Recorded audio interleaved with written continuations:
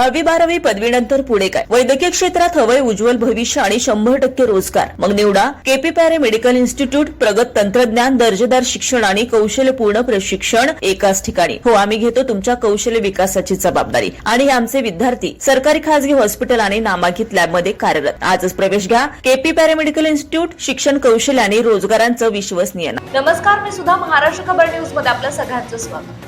आई या 2 अक्षरी शब्दात अख्खं जग सामावलेलं असतं, पण याच आईने जर क्रूरतेची सीमा पार केली तर 2.5 वर्षांची चिमुरडी अंगणवाडीत जाण्यासाठी रडत होती, म्हणून तिच्या सख्ख्या आईने तिला शाळेच्या दारातच लाथांनी तुडवलंय. पनवेल तालुक्यातील नांदगाव परिसरातून एक अत्यंत धक्कादायक आणि संतापजनक प्रकार समोर आला, ज्याचा व्हिडिओ सध्या सोशल मीडियावर प्रचंड व्हायरल होतोय. एका 2.5 वर्षाच्या निष्पाप चिमुकलीला ती अंगणवाडीत रडते आणि घरी चालण्यासाठी हट्ट करते म्हणून तिच्या सख्ख्या आईनेच अंगणवाडीच्या दारात लाथांनी अमानुषपणे तुडवलं. गेल्या 6 दिवसांपासून ही चिमुरडी अंगणवाडीत जात होती, पण तिचं मन लागत नसल्यानं ती सतत रडत होती.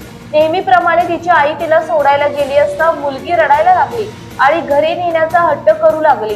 याच गोष्टीचा प्रचंड राग अनावर झालेल्या आईने थेट अंगणवाडीच्या दारातच पोटच्या पोरीला लाथांनी मारहाण केली, ज्यामुळे ती लहानगी पायऱ्यांवरून खाली कोसळली.